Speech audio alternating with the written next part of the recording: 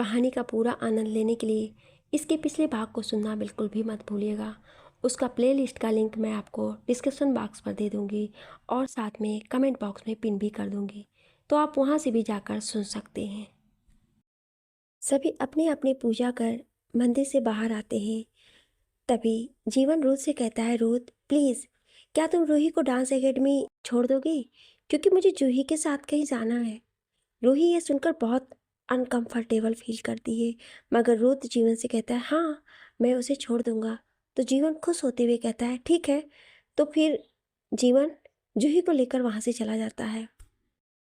Ruhi Ruth से कहती है, हम खुद ही चले जाएंगे, आप चले जाइए, आपका ऑफिस जाना ज़्यादा ज़रूरी है।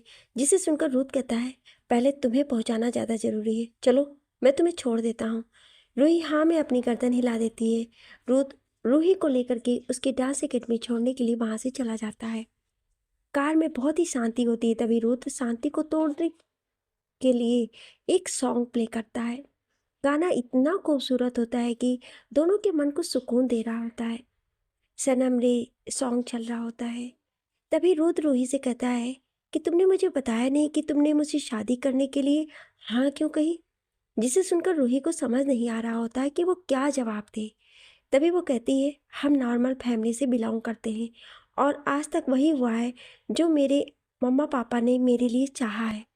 इसलिए जब उन्होंने मुझसे कहा कि रिश्ता सही रहेगा तो मैंने भी हाँ कर दिया, क्योंकि मुझे पूरा विश्वास है मेरे मम्मा पापा कभी भी मेरे लिए कोई गलत फैसला नहीं लेंगे।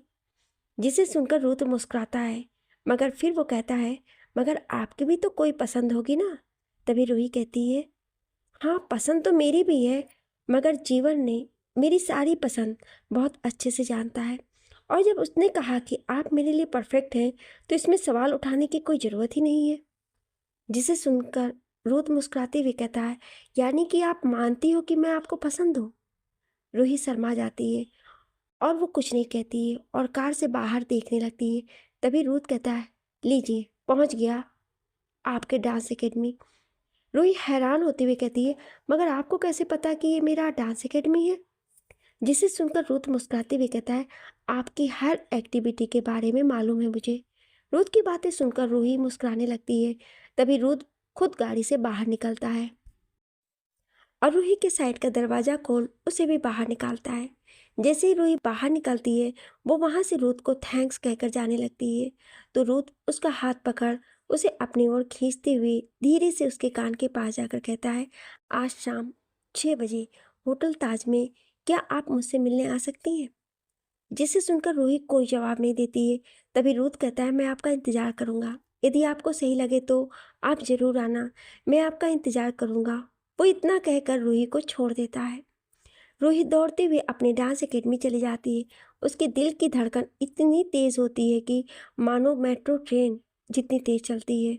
रूही को इस तरह भागता देख मुस्कुराने लगता है और वो भी वहाँ से सीधा अपने ऑफिस की ओर निकल जाता है। कहीं ना कहीं उसके दिल में ये विश्वास होती है कि रूही जरूर आएगी। वहीं जीवन जूही को एक रेस्टोरेंट लेकर जाता है और दोनों कॉफ़ी पीते पीते बातें कर रहे होते हैं। इस समय जीवन बहुत सीरियस लग रहा होता है और वो कहता है, जूही जो भी है तुम मुझे सही सही बताओ, तुम यहाँ इंडिया क्यों आई हो? क्योंकि मैं जहाँ तक जानता हूँ तुम लंदन में पूरी तरह से सेट थी, तो क्या कारण आ गया जो तुम्हें इंडिया शिफ्ट होना पड़ा? जिस पर जूही कहती है, जीवन बात तो बहुत बड़ी है। फिर वो अपने पापा वाली सारी बातें जीवन को बता देती है। उसके बाद वो कहती है, जीवन मेरी दी यही दिल्ली में ही है, मुझे किसी भी कीमत पर उसे ढूंढना होगा, मगर उसे ढूंढने के पहले मुझे सबसे पहले उस डॉक्टर को ढूंढना होगा जिसने मेरी बड़ी मम्मा की डिलीवरी की थी। जिसे सुनकर जीवन कहता है, सच में जूही? जूही मुस्कुराते हुए कहती है, तुम्हें विश्वास नहीं हो रहा है ना? मुझे भी नहीं हो रहा था, मगर यही सच है और मैं डैड को इस तरह रोते हुए कभी नहीं देख सकती। मैं उनकी खुशी के लिए उन्हें ढूंढ कर ही रहूँगी और उनके पास लेकर भी जाऊँगी। तभी जूही सीरियस होते हुए कहती है, जीवन प्लीज़ तुम मुझे यहाँ के सिटी हॉस्पिटल के बारे में सारी इन्फॉर्मेशन दे सकते हो या तुम मुझे वहाँ लेकर के जा सकते हो? तो जीवन कहता है, ठीक है, आज शाम को हम सिटी हॉस्पिटल चलेंगे साथ में, और आज से मैं भी तुम्हारे साथ हूँ। तुम कभी खुद को अकेला मत समझना। जिसे सुनकर जूही मुस्कुरा देती है। शाम के वक्त 5 बजे जूही और जीवन दोनों हॉस्पिटल जा रहे होते हैं। जूही के दिल में एक अजीब सी उलझन होती है, या यूं कहें कि वो डर रही होती है कि पता नहीं हॉस्पिटल में वो जो खोज रही है उसे मिलेगा या नहीं। जीवन उसको दिलासा देते हुए कहता है, जूही तुम टेंशन मत लो, तुम्हें तुम्हारी बहन जरूर मिलेगी। जूही जीवन की बातों पर बस मुस्कुरा देती है। कुछ समय में वो लोग हॉस्पिटल पहुंच जाते हैं। हॉस्पिटल पहुंचते ही जूही का घबराना बहुत ज़्यादा बढ़ जाता है, क्योंकि कहीं ना कहीं उसके लिए बहुत ज़रूरी है पता करना कि उसकी बहन कहाँ है, कैसी है, किसके पास है, वरना वो अपने डैड को फेस कैसे करेगी। दोनों हॉस्पिटल के अंदर जाने लगते हैं। वहीं रूथ के ऑफिस में रूथ अपने केबिन में बैठा होता है। तभी अचानक से उसकी नज़र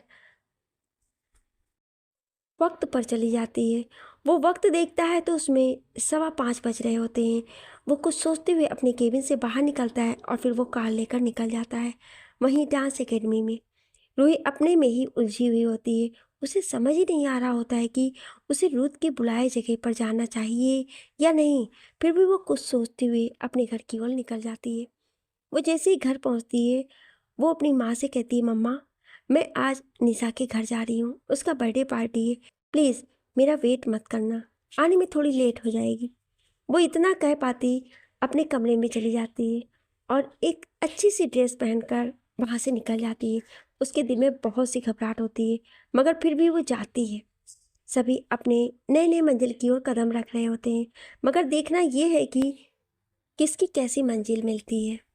शाम के 6 बजे ताज होटल में रुथ बेचैनी रूही का इंतजार कर रहा होता है, मगर जब घड़ी में 6:05 हो जाती है तो उसकी बेताबियां और बढ़ने लगती है और उसके चेहरे पर मायूसी छा जाता है। वो उस पूरे होटल में कोई नहीं होता है सिवाय रुथ के और कुछ वेटर और एक मैनेजर होते हैं। वो भी अपने कामों में लगे होते हैं। रुथ को देखकर साफ पता चल रहा होता है कि वो बहुत उदास है। तभी कोई होटल में एंटर करता है। रुथ जैसे ही रूही को देखता है तो उसके चेहरे पर बहुत बड़ी स्माइल आ जाती है। वो मैनेजर को कॉल कर रूही को अपने रूम में लाने को कहता है। मैनेजर जैसे ही रूही के पास जाता है, वो उसे विश करते हुए कहता है, गुड इवनिंग मैम, चलिए सर ने आपको बुलाया है। वो इतना कहकर रूही को अपने साथ ले जाने लगता है। रूही भी मैनेजर के साथ चली जाती है। कुछ समय में मैनेजर रूही को एक कमरे के पास छोड़कर खुद वहां से चला जाता है। रूही उस कमरे में जैसे ही जाती है वहां पूरा अंधेरा होता है। उसे इस वक्त बहुत डर लग रहा होता है। तभी एक हल्की सी लाइट जलती है। उस लाइट में रूही ब्लैक कलर के ड्रेस में बहुत ही ज़्यादा खूबसूरत लग रही होती है। तभी रूथ अपने पॉकेट से एक अंगूठी निकालकर घुटनों के बल रूही के सामने बैठकर कहता है, रूही, मुझे नहीं पता कि प्रपोज कैसे किया जाता है, मगर मैं तुम्हें आज अपने दिल की बात बताना चाहता हूँ। जब अंश ने मुझे तुम्हारे डांस की वीडियो दिखाया था, तभी मैं तुम्हारा दीवाना हो गया। मुझे कुछ समझ नहीं आया कि मैं तुम तक कैसे पहुँचूँ।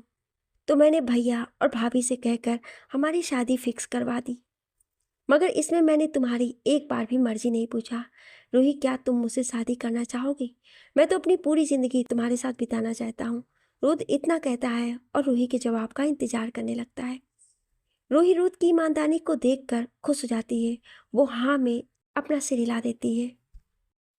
रूही का हाँ सुनकर रुथ खुश हो जाता है और वो रूही के हाथ में अंगूठी पहना देता है। कुछ देर यूं ही दोनों साथ में आपस में बातें करते हैं और एक दूसरे की पसंद और नापसंद जानते हैं। इन कुछ पलों में ही रूही को पता चल गया होता है कि रुद्र उसे कितना पसंद करता है। फिर वो दोनों डिनर कर वहाँ से चले जाते हैं। रुद्र रूही को खुद उसके घर छोड़ने जाता है क्योंकि रात बहुत हो गई होती है। रूही भी रुद्र को मना नहीं करती है। जीवन और रूही जैसे ही हॉस्पिटल पहुंचते हैं, वो लोग काउंटर पर जाकर 20 साल पहले के बारे में पता करने की कोशिश करते हैं, मगर इतने साल पुरानी बातों के बारे में वहाँ के कोई भी लोग नहीं बताते हैं। जीवन को बहुत गुस्सा आ रहा होता है। वो अपने पावर का यूज़ कर वहाँ के नर्स को धमकाते हुए कहता है, यदि आपने मुझे नहीं बताया जो मैं चाहता हूँ तो मैं इस हॉस्पिटल को आज ही बंद करवा दूंगा। जिसे सुनकर वहाँ की नर्स बहुत ज़्यादा डर जाती है, क्योंकि वो लोग जीवन को बहुत अच्छे से जानते थे। जीवन अक्सर बिजनेस के सिलसिले में न्यूज़ में ट्रेंडिंग में रहा करता था, जिसके कारण उसको वो सब पहचान रहे थे। मगर हॉस्पिटल के बारे में इस तरह जानकारी देना उन्हें अलाउ नहीं था, जिसके कारण वो घबरा रही होती है। तभी जीवन फिर से कहता है, क्या आप चाहती हैं कि यह हॉस्पिटल बंद हो जाए? जिसे सुनकर वो नर्स घबराती हुई कहती है, ओके सर, मैं आपको 20 साल पहले के केस दिखा सकती हूँ, प्लीज़ आप ये बात किसी को नहीं बताइएगा। जिसे सुनकर जीवन ठीक है, और फिर वो दोनों वहाँ से स्टोर रूम में चले जाते हैं। वो रूम पूरे फाइल से भरा होता है। जूही के दिल में एक अजीब सी फीलिंग आ रही होती है। नर्स और जीवन मिलकर बहुत से फाइल खोल चुके होते हैं, मगर उनमें मिस्टर सिंघानिया के नाम या फिर उनके वाइफ के नाम की कोई फाइल नहीं मिलती है। जूही भी फाइल चेक कर रही थी, मगर उसके हाथ बहुत कांप रहे होते हैं। तभी उसे और जीवन के दोनों के हाथों में एक फाइल होती है, जिसमें एक फाइल रूही की डिलीवरी की होती है और एक फाइल मिस्टर सिंघानिया के वाइफ की डिलीवरी की होती है। ये फाइल तो आंटी की है। फिर वो उसको पढ़ता है तो उसे पता चलता है कि इसी हॉस्पिटल में रूही का जन्म हुआ है। तभी जीवन वो फाइल लिए जूही के पास जाता है, और जूही भी एक फाइल देख रही थी। उसमें मिस्टर सिंघानिया के वाइफ के बारे में लिखा होता है, जिसमें लिखा था कि मिसेस सिंघानिया ने एक बच्ची को जन्म दिया और वो मर गई, और कुछ देर बाद बच्ची भी नहीं बच पाई। मिसेस सिंघानिया की बॉडी उनके हस्बैंड ने कलेक्ट किया, जो उसमें लिखी हुई थी, मगर बच्चे की बॉडी के बारे में कुछ भी नहीं लिखा हुआ होता है। तभी जीवन की अचानक से नज़र उस रूम और डॉक्टर के नेम पर चली जाती है। वो रूम नंबर और डॉक्टर का नाम देख हैरान रह जाता है। तभी वो कहता है, जूही, तुमने देखा, रूही के जन्म की डिटेल्स उसी दिन की है, मगर एक चीज़ दोनों फाइल में कॉमन है।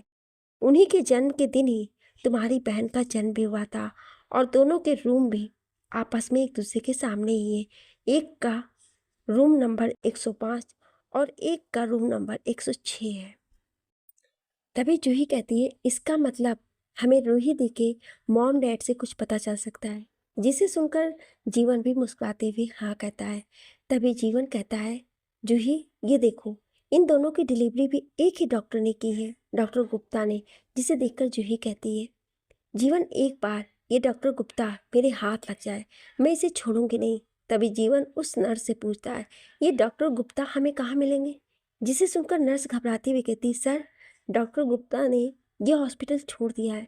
इस वक्त दिल्ली में उनका अपना एक हॉस्पिटल है, जो यहाँ से कुछ ही दूरी पर है।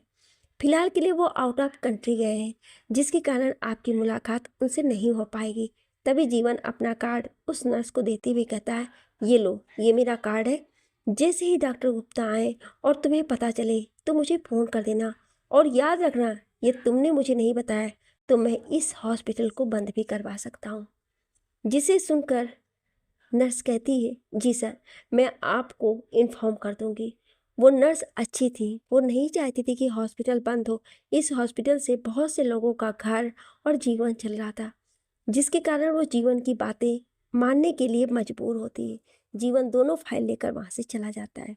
जूही बहुत खुश होती है कि वो मंजिल के एक कदम आगे बढ़ चुकी है, मगर क्या ये रास्ता उसे एक कदम और आगे ले जाएंगे या फिर से वहीं खड़ा कर देंगे? रूही के घर के सामने रूथ अपनी गाड़ी रोकता है और दोनों कार से बाहर निकलते हैं। रूही रूथ को बाय बोलकर जाने ही वाली होती है कि रूथ उसका हाथ पकड़ अपनी ओर खींच लेता है। तभी रूथ धीरे से उसके पास जाकर कहता है, गुड नाइट तो कर ही सकती हो ना? जिसे सुनकर रूही शर्माते हुए गुड नाइट कहती है। तभी रूथ रूही के गालों पर किस कर गुड नाइट कहता है। रूही अपने गालों पर हाथ रखकर रूथ की पकड़ से छूटकर भाग जाती है, क्योंकि उसे बहुत शर्म आ रही होती है। रूही को भागता देखकर रूथ खुद से कहता है, भाग कर कहाँ जाओगी? तुम्हारा हर रास्ता मुझ तक ही आएगा। और वो वहाँ से मुस्कुराते हुए चला जाता है। मगर कोई होता है जो उन दोनों के ऊपर नजर रख रहा था। जीवन जूही भी हॉस्पिटल से निकल जाते हैं। कुछ देर में वो लोग रूही के घर के बाहर खड़े होते हैं। तभी जीवन जूही से कहता है, जूही, कल जब मैं आऊँगा तो हम दोनों मिलकर अंकल और आंटी से पूछेंगे उस दिन के बारे में। तब तक तो तुम्हें वेट करना ही होगा। जिस पर जूही हाँ में अपना सिर हिला देती है, क्योंकि वो जानती है कि अभी वो उस परिवार से इतना भी नहीं घुली मिली है जितना जीवन उन परिवार वालों को जानता है। शायद जीवन के कहने पर वो सब कुछ बता दे, इसलिए वो जीवन की बात मानकर अंदर चली जाती है। वो जैसे ही कमरे में जाती है, रूही को देख मुस्कुराती हुई कहती, क्या बात है, आज कोई इतना ब्लश कर रहा है? जिस पर रूही उसे अपने गले से लगाते हुए कहती, तुम कहाँ गई थी? मैं तुम्हें खोज रही थी। जिस पर जूही थोड़ा उदास होते हुए कहती, मैं हॉस्पिटल गई थी। हॉस्पिटल सुन जूही घबरा जाती है और वो डरती हुए कहती, हॉस्पिटल? तुम्हें कहीं कुछ? इससे आगे रूही कुछ कहती। तभी जूही उसे शांत करते हुए कहती, रिलैक्स, मुझे कुछ नहीं हुआ है। मैंने आपको कहा था ना।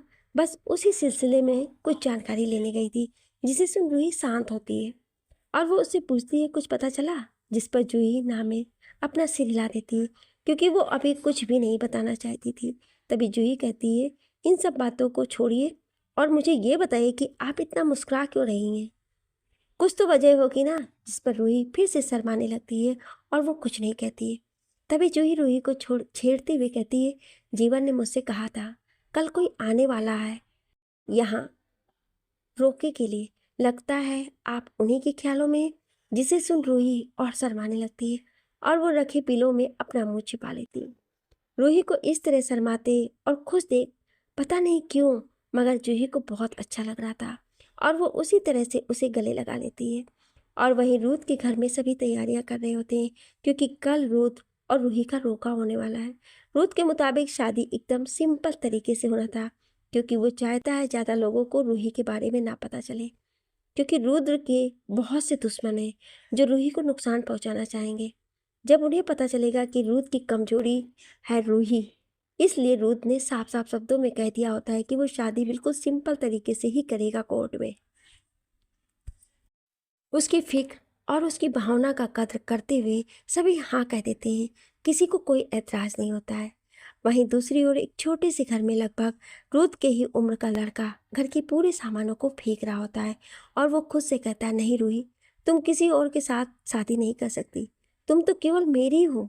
हम तो हमेशा साथ रहा करते थे ना, तो तुमने किसी और के बारे में सोचा भी कैसे? मैं तुमसे प्यार करता हूँ। तुम पर केवल मेरा हक है। तुम मुझसे दूर नहीं जा सकती। तुम केवल मेरी हो।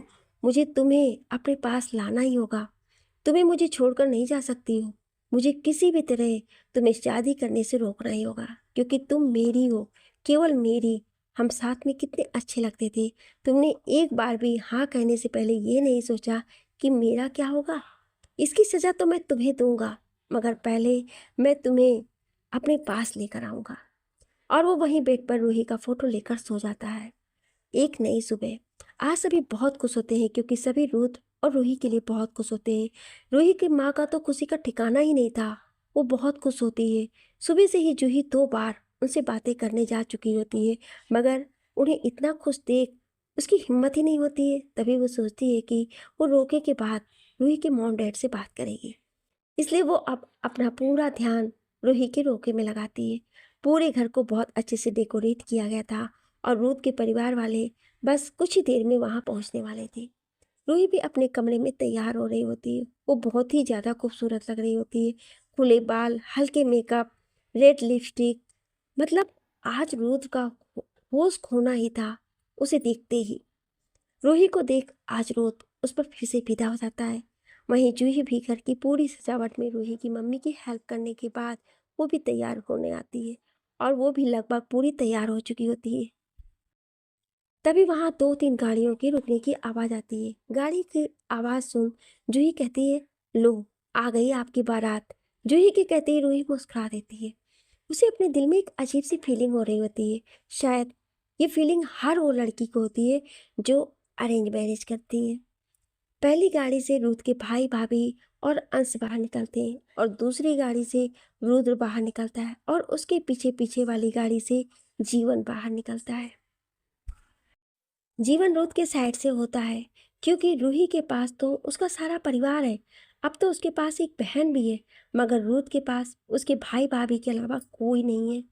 और 2-3 गाड़ियों से बहुत सारे बॉडीगार्ड निकलते हैं जो वहीं खड़े थे। सभी अंदर आ रहे होते हैं। मिस्टर एंड मिसेस मित्तल उनका बहुत अच्छे से स्वागत करते हैं और उन्हें पूरे आदर सम्मान के साथ वहां बैठा। मगर कोई था जिसकी नज़र कहीं और ही थी। वो सिर्फ इधर उधर देख रहे होते हैं और वो थे हमारे रुद्र और जीवन। रुद्र की नज़रें तो बस रूही को ही ढूंढ रही होती हैं और जीवन की नज़रें जूही को। जूही जैसे ही रूही को लेकर नीचे आती है, रुद्र और जीवन दोनों की ही नज़रें उन दोनों पर टिक जाती हैं। सभी रूही को देखकर मुस्कुरा देते हैं। जूही रूही को लाकर बिल्कुल रूथ के सामने बैठा देती है। दोनों साथ में बहुत ही ज़्यादा अच्छे लग रहे होते हैं। जूही भी जीवन के बगल में बैठ जाती है क्योंकि केवल जीवन के पास ही जगह खाली बची होती है। तभी रूही की माँ सगाई की अंगूठी को एक थाली में सजाए हुए लेकर आती है और रूथ और रूही की देते हुए कहती है, चलो बेटा रस्में शुरू करो। और फिर दोनों पूरी रस्मों रिवाजों के साथ एक दूसरे के हाथों में अंगूठी पहनाते हैं। रुद्र रूही को अंगूठी पहनाते हुए कहता है, ये अंगूठी मेरे प्यार की गहराई का सबूत है, इसे कभी भी तुम अपने हाथों से मत निकालना। जिसे सुनकर रूही शर्मा जाती है। रुद्र को रूही के कान में कुछ कहता देख जीवन उसे पीछे खींचते हुए कहता है, बस कर यार, और कितना पास जाएगा मेरी बहन के, अभी तो छोड़ दे उसे, शादी के बाद जाना, अभी इसे हमारे लिए फ्री छोड़ दे, तो रोमांस बाद में भी कर सकता है, फिलहाल के लिए उसे हम लोगों के साथ भी इंजॉय करने दे। जीवन की इस तरह की बातों से भी रुथ को कोई फ़र्क नहीं पड़ता है और वो उससे कहता है, मेरा बस चले तो मैं तो उसे अभी यहाँ से लेकर चला जाऊँ, मगर अभी 2 दिन टाइम है, इसलिए छोड़ रहा हूँ। यदि अब तुमने कुछ और कहा तो पक्का मैं उसे अभी यहाँ से लेकर चला जाऊँगा। रुथ की ऐसी धमकी से जीवन के शब्द उसके गले में ही अटक गए कि यदि उसने अभी कुछ कहा और सच में रुथ रूही को लेकर कहीं चला ना जाए, क्योंकि जीवन बहुत अच्छे से रुथ को जानता है। उसे कभी भी किसी भी चीज़ से कोई फ़र्क नहीं पड़ता है, वो वही करता है जो उसके मन में होता है। कुछ ही देर में रुद्र और रूही की सगाई हो जाती है। सभी आपस में एक दूसरे को बधाई देते हैं और रूही को रुद्र के साथ खुश देखकर रूही की माँ उसके पापा से कहती है, हमारी बच्ची कितनी खुश है ना। जिसे देखकर रूही के पापा भी कहते हैं, भगवान करे ये हमेशा उसी तरह खुश रहे। जिसे सुनकर वो भी हाँ में जवाब देती हैं। सबको इतना खुश देखकर रूही भी बहुत खुश होती है और रूही को देखकर रुद्र भी बहुत खुश था। सभी वहीं बैठकर खाना खाते हैं। खाना खाने के बाद रूही रुद्र को लेकर अपने कमरे में चली जाती है क्योंकि उसकी माँ ने कहा होता है कि रुद्र को उसका कमरा दिखाने को। कुछ ही देर में दोनों कमरे में होते हैं। तभी रुद्र रूही को अपने करीब करते हुए उसे अपने तरफ करता है और उससे कहता है, तुम खुश हो ना। जिसे सुनकर जवाब देती है, आपको क्या लगता है मैं खुश या नहीं। तभी रुद्र रूही के गालों पर आ रहे बालों को पीछे करते हुए कहता है, मुझे तो लग रहा है तुम बहुत खुश हो। रुद्र की बातें सुन रूही मुस्कुराते हुए कहती है, मैं बहुत खुश हूँ, आपके जैसा लाइफ पार्टनर मिलना खुश नसीबी की ही बात है, तो मैं खुश क्यों नहीं होंगी। जिसे सुनकर रुद्र बस मुस्कुरा देता है। कुछ देर बैठकर बातें करते हैं वो दोनों। रुद्र का दिल तो कर रहा था कि वो आज ही रूही को लेकर चला जाए, मगर ऐसा कर नहीं सकता था क्योंकि रूही की माँ पापा ने पंडित जी से शादी का दिन दिखाया था, जो कि 2 दिनों के बाद था। भले ही रुद्र शादी कोर्ट में करने वाला था, लेकिन रुद्र की मम्मी का कहना था कि वो शादी का डेट पंडित जी से ही निकालेंगी, जिससे रूही के आने वाली ज़िंदगी में कोई परेशानी ना हो। सभी एक दूसरे को बधाई दें अपने अपने घर के लिए निकल जाते हैं। रुद्र अपने परिवार के साथ अपने घर चला जाता है। रूही भी अपना कपड़ा चेंज कर सोने चली जाती है क्योंकि सुबह से सगाई की तैयारियों की वजह से वो बहुत थक गई थी। जूही को नींद नहीं आ रही होती है, तो क्योंकि वो रूही की मम्मी से पूछना चाहती है। जीवन अभी नहीं गया होता है क्योंकि वो भी पूछना चाहता था उस दिन के बारे में। तभी वो दोनों एक दूसरे को देखते हैं और कुछ इशारा करते हैं। रूही की मम्मी डाइनिंग टेबल पर कुछ काम कर रही होती है। तभी वहाँ जूही और जीवन दोनों साथ में जाते हैं। कहते हैं, आंटी मुझे आपसे कुछ बातें करनी थी। जिसे सुनकर रूही की मम्मी मुस्कुराते हुए कहती हैं, हाँ बेटी कहो, क्या बातें करनी है। तभी जूही वो दोनों फाइल दिखाते हुए कहती है, आंटी इसमें से एक फाइल आपकी और एक मेरी बड़ी मम्मा की है। ये दोनों उसी दिन की फाइल है जिस दिन रूही दी का जन्म हुआ था। हो ना हो कुछ तो आपको पता होगा उस दिन के बारे में, क्योंकि आप दोनों के रूम नंबर भी बिल्कुल एक दूसरे के सामने थे। आंटी प्लीज़ यदि आपको कुछ भी पता है तो बता दीजिए, जिससे मुझे मेरी बहन को खोजने में आसानी हो। मुझसे मेरे पापा का दर्द अब और नहीं देखा जाता है। प्लीज़ आप बता दें जिससे मैं उनकी बेटी उन्हें वापस दिला सकूं। यदि आपको कुछ भी पता है तो प्लीज़ आंटी मुझे बता दीजिए। रूही की मम्मी वो दोनों फाइल बहुत गौर से देख रही होती हैं। तभी उन्हें कुछ याद आता है और वो कहती हैं, तुमने सही कहा, उस दिन इस औरत ने एक जिंदा बच्चे को जन्म दिया था, क्योंकि जब मैं दर्द से चिल्ला रही थी उसी वक्त मुझे एक जन्म लिए बच्चे की रोने की आवाज़ आ रही थी। वो इतना तेज रो रही थी कि उसकी रोने की आवाज़ मेरे रूम तक भी आ रही थी। लेकिन मुझे इतना पेन हो रहा था कि मैं इस बारे में ज़्यादा नहीं सोची। लेकिन वो मेरे बगल वाले रूम से ही आवाज़ आ रही थी, ये मैं अच्छे से कह सकती हूँ। मुझे इसके अलावा और कुछ भी नहीं पता है कि वो औरत कौन थी, कहाँ गई, वो बच्ची, मुझे इन सब के बारे में कुछ भी नहीं पता है। बस मैं तुम्हें इतना ही कह सकती हूँ कि वो बच्ची जिंदा जन्म ली थी। रूही की माँ की बात सुनकर जूही कुछ नहीं कहती है, क्योंकि वो ये बात तो पहले से जानती थी कि वो बच्ची जिंदा है। वो उदास नज़रों से उन्हें देखने लगती है। तभी जीवन उसके कंधे पर हाथ रखता है। लेकिन उन तीनों की बातों को कोई सुन रहा था। जिसके चेहरे से पसीना आ रहे थे, वो इस वक्त पूरा डरा हुआ था। जूही निराश होकर कमरे में चली जाती है और सो जाती है। आज उसकी आंखों में नींद नहीं होती है, मगर फिर भी वो ज़बरदस्ती सोने की कोशिश करती है। वहीं जीवन भी वहाँ से सीधे अपने घर चला जाता है। मिसेज मित्तल भी अपने कमरे में चली जाती हैं। तभी वहाँ पीछे खड़ा शख्स सामने आकर खुद से कहता है, यानी कि जूही जिस बहन की बात कर रही थी वही रूही है।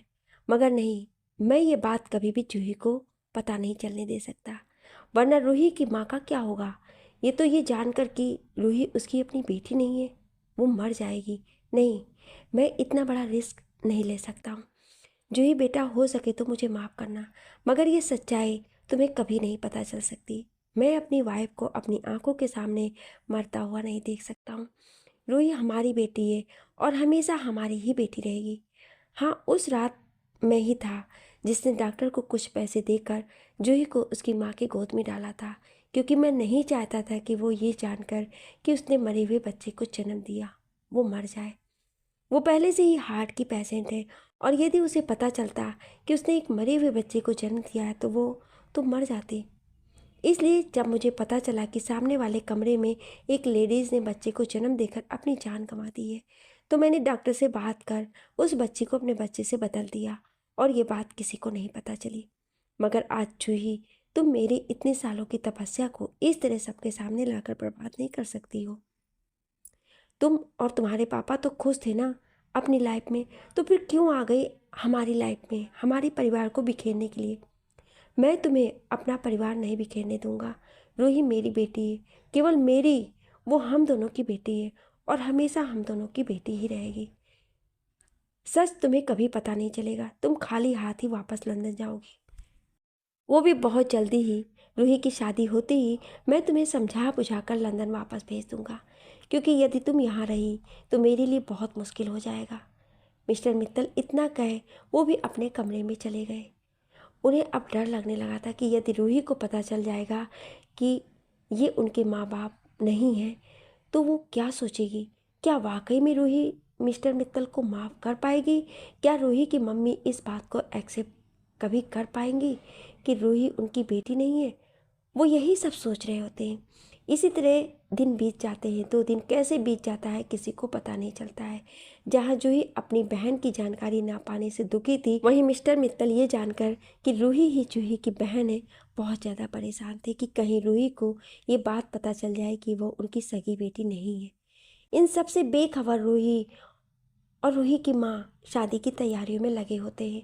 रूही अपने आने वाली नई ज़िंदगी के लिए बहुत खुश होती है।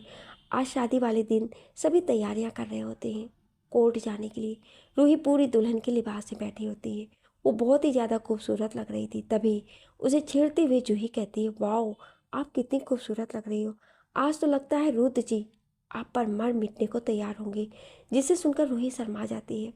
तभी जूही फिर उससे कहती है, आप शर्माते हुए बहुत प्यारी लगती हो, आपको किसी की नज़र ना लगे। और वो फिर अपनी आंखों से काजल निकाल कर रूही के गले के पीछे लगा देती है। वहीं रूथ के घर में जीवन में आज रूथ के घर को सर पर उठा लिया होता है, और उधर से चिल्लाते हुए कहता है, रूथ, और कितना समय लगेगा, हमें कोर्ट जाने के लिए देर हो रहा है। तुम दूल्हे हो, ये तुम ही इतने लेट करोगे तो कैसे चलेगा, जल्दी करो। जिस पर रूथ उसे कहता है, बस 5 मिनट और। असल बात यह थी कि रूथ अपने कमरे में बैठा एक मीटिंग कर रहा था। वो अपनी मीटिंग में इतना बिजी था कि उसे समय का पता ही नहीं चला। वो जल्दी से तैयार होता है और जीवन के साथ कोर्ट के लिए निकल जाता है। रूथ के भाई अपने ऑफिस से ही कोर्ट जाने वाले थे। तो कार रुद्र रूही के घर भेज देते हैं। रुद्र की भाभी घर पर ही अंश के साथ होती है रूही के आने की स्वागत की तैयारी करने के लिए। वहीं रूही के घर में एक गाड़ी में मिस्टर एंड मिसेज मित्तल दोनों चले जाते हैं और दूसरी गाड़ी में जूही और रूही जा रहे होते हैं। जूही और रूही बस कोर्ट पहुंचने ही वाले होते हैं कि रास्ते में उन लोगों का गाड़ी का एक छोटा सा एक्सीडेंट हो जाता है और वहाँ कोई शख्स आता है और कार से ज़बरदस्ती रूही को निकाल कर वहाँ से लेकर चला जाता है। जूही उन्हें रोकने की बहुत कोशिश करती है लेकिन वो नहीं रोक पाती है। तभी जूही अपना सेल फोन निकाल कर जीवन को कॉल करती है। जीवन जैसे ही जूही का नंबर देखता है वो तुरंत कॉल रिसीव कर लेता है। जीवन कुछ कहता है उससे पहले ही जूही हकलाती हुई कहती है, जी जीवन। वो रूही थी। वो इतना ही कहती है कि जीवन थोड़ी साइड में जाते हुए कहता है, जूही क्या बात है, मुझे क्लियर बताओ। लेकिन जूही इससे आगे कुछ नहीं कह पाती क्योंकि वो बेहोश हो जाती है। जीवन को बहुत डर लग रहा होता है। वो बिना किसी को बताए वहाँ से अपनी कार लेकर निकल जाता है। जीवन जल्दी से वहाँ से निकलता है और वो जूही का लोकेशन ट्रैक कर जूही के कार के पास पहुँचता है। वो वहाँ का नज़ारा देख बहुत ज़्यादा हैरान हो जाता है। वो अपने कार से निकलकर दौड़ते हुए वहाँ आता है और जूही को जल्दी से उस कार से बाहर निकालता है। वहीं कोर्ट में रुद्र परेशान हो रहा होता है कि रूही अभी तक क्यों नहीं आई। वो अपने आसपास जीवन को ना देख उसे तो कुछ शक होता है। तभी वो खुद से कहता है, ये जीवन कहाँ चला गया और अभी तक रूही क्यों नहीं आई। उसे बहुत अजीब सी फीलिंग हो रही थी, जैसे रूही उससे बहुत दूर जा रही हो। तभी रुद्र जल्दी से जीवन को कॉल करता है। जीवन जूही को उठा ही रहा होता है कि उसका मोबाइल बजता है। वो जल्दी से अपने कोट से मोबाइल निकाल कॉल रिसीव करता है।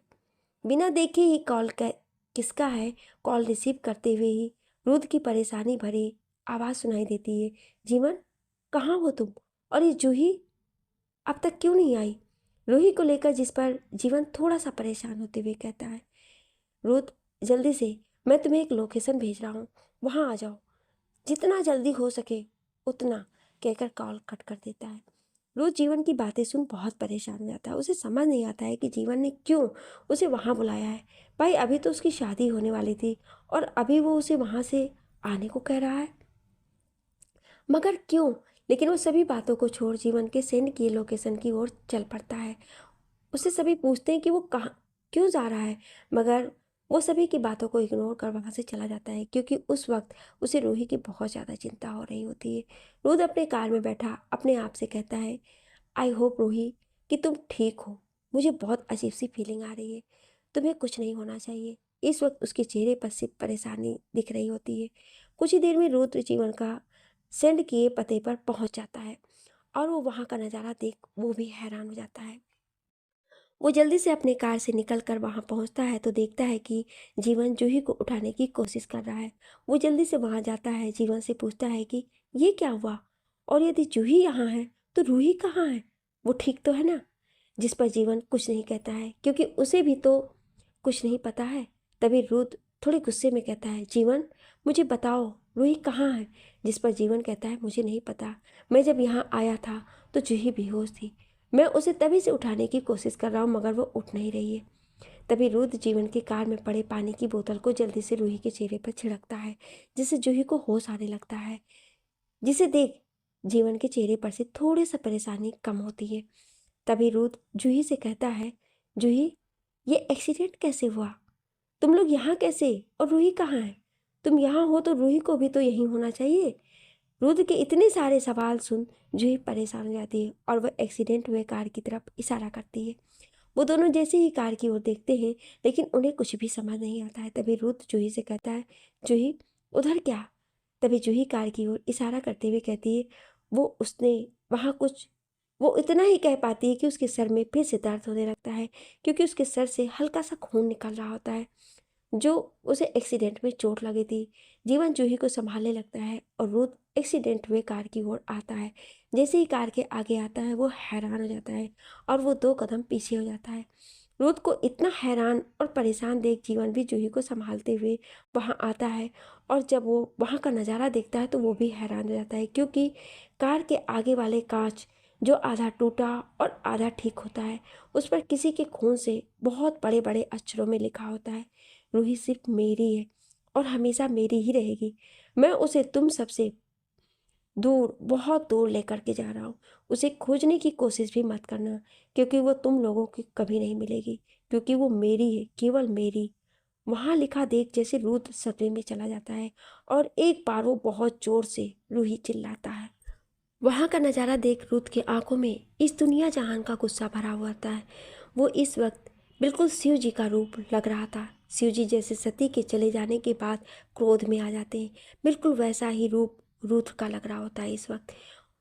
वो रूही से जुदा होने के ख्याल से भी डर जाता है। वो वहाँ एक बार जोर से चिल्लाता है, रूही। वो इस गुस्से में किसी को भी हानि पहुंचा सकता था। वो बिना कुछ कहे वहाँ से अपनी गाड़ी लेकर निकल जाता है। जीवन रुद्र को जाता देखता है, वो डर जाता है, क्योंकि वो बहुत अच्छे से रुद्र को जानता है कि यदि रुद्र अपने गुस्से में आ गया तो वो पूरी दुनिया को तबाह करने का हिम्मत रखता है। वो जूही को लेकर सबसे पहले हॉस्पिटल जाता है और जूही का इलाज करा वहाँ से सीधे कोर्ट चला जाता है। वो जैसे ही कोर्ट पहुँचता है, जूही की हालत देख मिस्टर एंड मिसेज मित्तल उससे पूछती हैं क्या हुआ, जिससे जूही उन्हें सारी बातें बताती है। रूही के बारे में सुन मिसेज मित्तल तो वहीं बेहोश हो जाती हैं। तभी मिस्टर मित्तल कहते हैं, नहीं, रूही को कुछ नहीं होना चाहिए। यदि रूही को कुछ हुआ तो उसकी माँ ऐसे ही अपनी जान दे देगी। रूही इनकी जान है, रूही में ही इनकी जान बसती है। मुझे कुछ भी करके मेरी बच्ची को बचाना होगा।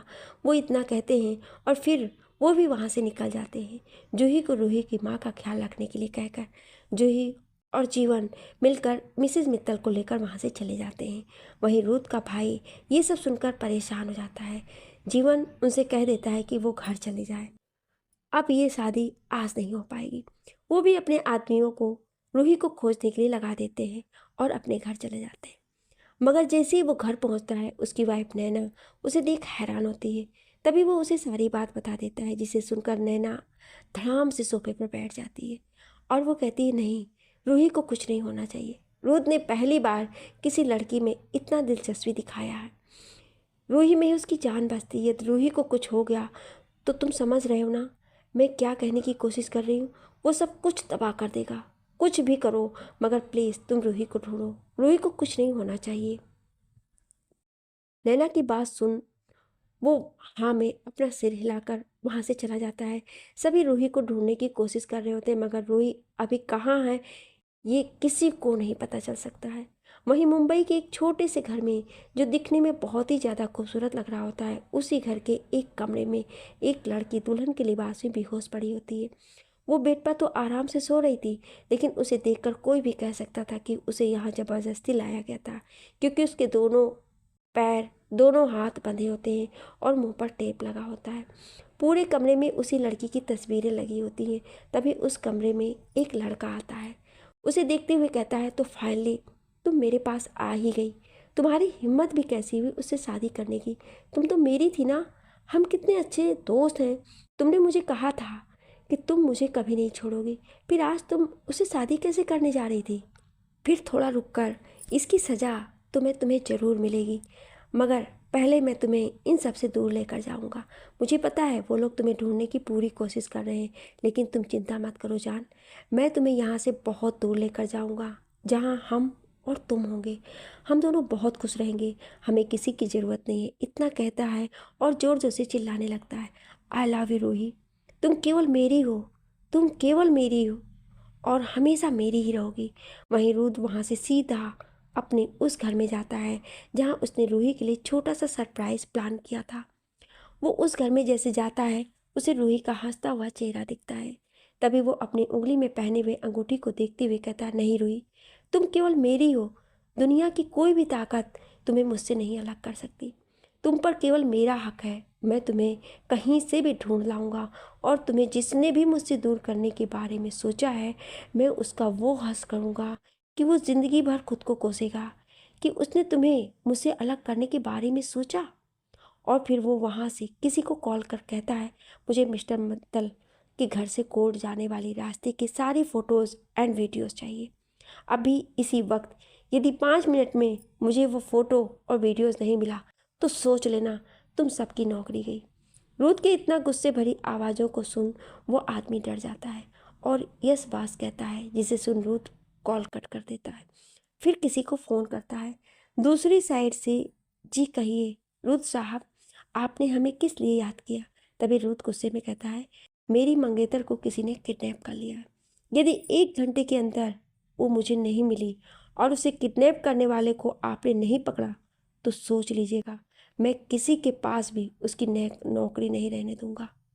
रूथ की बातें सुनकर सामने वाला आदमी हैरान हो जाता है। उसे विश्वास ही नहीं होता है कि रूथ सीधे सीधे डीएसपी को धमकी दे रहा था उसकी नौकरी से निकालने के लिए।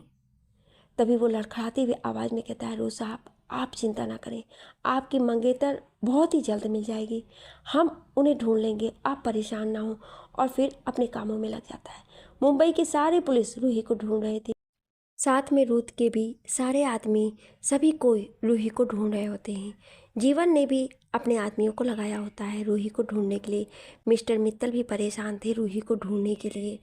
वहीं रूही के घर में जब रूही की माँ को होश आता है तो वो रूही को खोजने लगती हैं। तभी जूही उन्हें गले लगाते हुए कहती है, आप चिंता ना करें, रूही दी को कुछ नहीं होगा, मैं उन्हें कुछ नहीं होने दूंगी, मैं किसी भी हाल में रूही दी को खोज कर लाऊंगी, आप चिंता ना करें। और फिर वो वहाँ से चली जाती है। तभी मिसेस मित्तल रोते हुए कहती हैं, पता नहीं मेरी बच्ची किस हालत में होगी, कहाँ होगी, कौन उसे ले जा सकता है, भगवान उसे सुरक्षित रखना। रूथ के आदमियों को पता चल चुका था कि रूही को कहाँ ले जाया गया है, लेकिन ये पता नहीं चल पाया था कि उसे किसने लेकर गया है। वो लोग अभी भी पता करने की कोशिश करते हैं। तभी उन्हें पता चलता है कि रूही को ले जाने वाला और कोई नहीं, उसका कॉलेज फ्रेंड राहुल अग्रवाल है। जिसे सुनकर रूथ गुस्से से खौल जाता है क्योंकि उसने उसके बारे में सारी जानकारी निकाली थी। तभी वो वहाँ के लिए निकल जाता है जहाँ उसने रूही को रखा होता है। वहीं जूही तो रूही की माँ को ये कह देती है कि वो रूही को ढूंढ कर लाएगी, लेकिन वो बहुत परेशान हो रही होती है।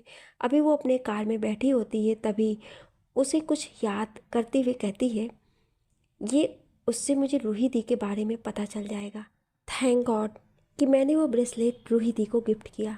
रूही जब रेडी हो रही थी तो जूही उसके पास आते हुए उसे एक ब्रेसलेट गिफ्ट करती है और कहती है, दी ये ब्रेसलेट मेरे पापा ने मुझे दिया था, लंदन का सबसे एक्सपेंसिव ब्रेसलेट है।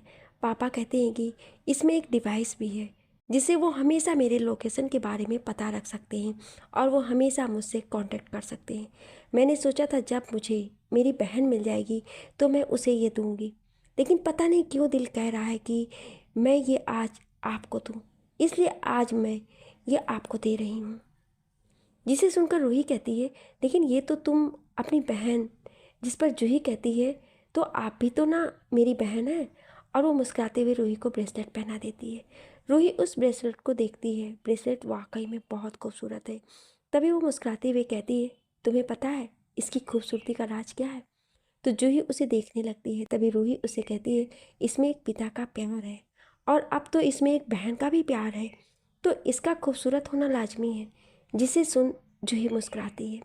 तभी वो अपने ख्यालों से बाहर आती हुई कहती है, दी आप कहाँ हो? अब उसे मुझे पता चल जाएगा। और वो उस ब्रेसलेट को सर्च करने लगती है, जिससे उसे भी पता चल जाता है कि रूही कहाँ है। वो जीवन को जल्दी से, जो इस वक्त रूही को खोज रहा होता है, मैसेज कर बताती है कि उसे रूही के बारे में पता चल चुका है और वो उसे लेने के लिए जा रही है और वो भी आ जाए उस लोकेशन सेंड कर देती है। जिसे देख जीवन फटाक से उस ओर निकल जाता है। कुछ ही देर में रूथ की गाड़ी उसे घर के पास होती है जहाँ रूही को उसके राहुल ने बांध रखा था। रूथ घर के अंदर धीरे धीरे आ रहा होता है।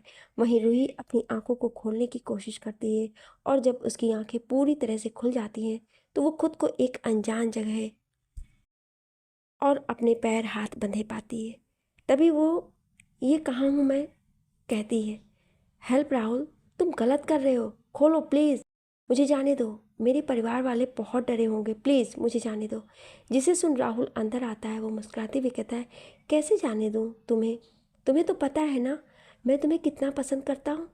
तुम तो मेरी जान, मेरी अरमान, मेरी जान ने जहान सब हो। मैं तुम्हें कैसे जाने दे सकता हूँ? अब तो हम दोनों जाएंगे और वो भी उन सभी से दूर जो हम दोनों को अलग करना चाहते हैं। जिसे सुनकर रूही और डर जाती है और वो उससे रिक्वेस्ट करते हुए कहती है, देखो राहुल, ये जो तुम कर रहे हो वो गलत है, प्लीज़ मुझे छोड़ दो। आज मेरी शादी होने वाली है, तुम ऐसा कैसे कर सकते हो? हम तो बेस्ट फ्रेंड थे ना, जिस पर वो लड़का मुस्कुराते हुए कहता है, यही तो मैं तुम्हें बताना चाहता था कि हम तो बेस्ट फ्रेंड थे ना, तो तुम किसी और के साथ शादी कैसे कर सकती हो, तुम तो मेरी हो ना।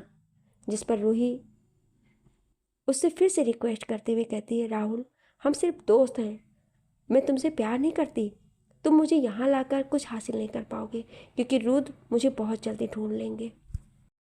रुद्र का जिक्र रूही के मुंह से सुन उसे बहुत गुस्सा आता है।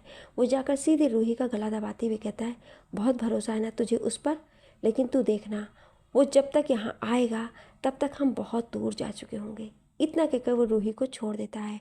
रूही उसकी बातें सुनकर बहुत ज़्यादा डरी हुई होती है, उसे बहुत रिक्वेस्ट करती है मगर वो नहीं मानता है, उसे जहाँ तहाँ छूने की कोशिश करता है। रूही को अच्छा नहीं लगता है। तभी वो धीरे से अपने हाथों को खोलकर उसे एक थप्पड़ मार खुद से दूर करते हुए कहती है, स्टॉप इट, ये तुम क्या कर रहे हो, ये तुम्हारा प्यार नहीं तुम्हारा पागलपन है। तुमने सोचा भी कैसे कि मैं तुमसे प्यार करती हूँ। जिसे सुनकर उस लड़के को और ज़्यादा गुस्सा आता है और वो फिर से रूही को पकड़कर उसे मारने के लिए अपना हाथ उठाता है, लेकिन वो रूही को मार पाता उससे पहले ही उस रूम का दरवाज़ा टूटने का आवाज़ आता है। वो पीछे पलटकर जैसे देखता है वो हैरान हो जाता है। तभी वो गुस्से में कहता है, तुम्हारी हिम्मत भी कैसी हुई यहाँ आने की, तुम देख नहीं रहे हो मैं अपनी रूही से बात कर रहा हूँ। जिसे सुनकर रुद्र को बहुत गुस्सा आता है क्योंकि उसकी नज़रें रूही पर ही होती हैं। रुद्र को रूही की ऐसी हालत देख पहले ही उसका खून खौल रहा होता है और जब उसे इस तरह बातें कर रहा हो राहुल तो पक्का आज उसे जान से मारने वाला था। उसकी बातों से वो गुस्से में अपनी मुट्ठी को भींचते हुए उसे कहता है, उसे जाने दो। जिसे सुनकर वो मुस्कुराते हुए कहता है, कभी नहीं, रूही सिर्फ मेरी है। रुत को वहां देख रूही रोते हुए रुत का नाम पुकारती है। रूही की आवाज़ में इतना दर्द देख रुत को बहुत गुस्सा आता है और वो अपने कदमों के साथ उसकी ओर बढ़ने लगता है। रुत रूही की ओर जा ही रहा होता है, तभी वहाँ राहुल आता है और रुत को धक्का देते हुए कहता है, दूर रहो उससे, वो केवल मेरी है। राहुल के धक्का देने के कारण रुत 2 कदम पीछे हो जाता है। फिर वो गुस्से में अपने हाथों के मुक्के बना लेता है और राहुल के सामने आकर उसे एक मुक्का मारता है। रुद्र की पंच इतनी जोरदार होती है कि राहुल सीधे फर्श पे गिरता है। रुद्र राहुल को एक नज़र देखता है और रूही के पास चला जाता है। वो रूही के पास बैठ जाता है, उसे अपनी बाहों में भर लेता है, जैसे ना जाने वो कितने पलों बाद रूही से मिल रहा हो। यही हाल रूही का भी होता है। दोनों एक दूसरे को इस तरह से गले लगाए होते हैं जैसे वो दोनों कब के बिछड़े हुए अब मिल रहे हैं। रूही रुद्र से गले लगे हुए कहती है, रुद्र यदि आप नहीं आते तो मैं पक्का मर जाती। ये बहुत गंदा है, मुझे नहीं पता था कि ये कभी मेरे साथ ऐसा भी कर सकता है। मैंने हमेशा इसे एक अच्छा दोस्त माना है और उसने मेरे साथ, वो इतना ही कहती है और ज़ोर ज़ोर से रोने लगती है। रूही को रोता देख रुद्र को बहुत गुस्सा आता है। उसे मन कर रहा होता है कि राहुल को मारने का। तभी वहाँ जीवन और जूही भी पहुँचते हैं। वो दोनों वहाँ का नज़ारा देख सीधे उन लोगों के पास चले जाते हैं। जूही रूही को देखकर उसे अपने गले से लगा लेती है। रुद्र जब जीवन और जूही को देखता है तो वो खड़ा होता है और राहुल की ओर बढ़ने लगता है। रूही जीवन और जूही दोनों को कस के गले लगाए खड़ी होती है और बस रो रही होती है। जीवन को भी बहुत गुस्सा आ रहा होता है क्योंकि जीवन ने कभी सोचा नहीं था कि राहुल रूही के साथ ऐसा कुछ कर सकता है। वो दोनों तो उसे इतना अपना इतना अच्छा दोस्त मानते थे, इसलिए उसे भी गुस्सा आ रहा था और वो भी जूही को रूही का ख्याल रखने को वहाँ से खड़ा होता है और राहुल की ओर बढ़ने लगता है। राहुल पहले ही रुद्र के हाथों से पीट रहा होता है, अब जीवन भी आता है और उसके कॉलर पकड़ते हुए कहता है, मैंने कितनी बार तुमसे कहा था कि यदि रूही तुम्हें पसंद नहीं करती है तो उसका पीछा छोड़ दो, वो तुम्हें एक अच्छा दोस्त मानती है और कहीं तुम अपनी हरकतों के कारण उसकी दोस्ती भी ना खो दो। और आज तुमने यही किया। तुम्हारी हिम्मत भी कैसी हुई रूही को हाथ लगाने की, तुम्हें तो मैं छोड़ूंगा नहीं। और वो राहुल को मारने लगता है। राहुल पूरा अधमरा हो गया था, उसमें अब खड़े होने की भी हिम्मत नहीं होती है, इसलिए जब जीवन उसे एक पंच और मारता तो वो सीधे जमीन पर गिर जाता है। वो लोग राहुल की ओर बढ़ ही रहे होते हैं कि रूही और जूही उनके पास आते हुए कहते हैं, आप लोग रुक जाइए, वो मर जाएगा। फिर रूही रुद्र के पास जाकर उसके हाथों को अपने दोनों हाथों से भरते हुए कहती, यदि हम भी इसके जितना गिर जाएंगे तो इनमें और हम में क्या फ़र्क रह जाएगा। हमें यहाँ से चलना चाहिए, इसके किए की सज़ा इन्हें पुलिस दे देगी। आप पुलिस को बुला लीजिए। और वो रूथ को चलने का इशारा करती है। जूही भी जीवन से यही कहती है। रूही की बात मान रूथ अपने आदमियों को कुछ इशारा करता है जो उस रूम के बाहर खड़े होते हैं।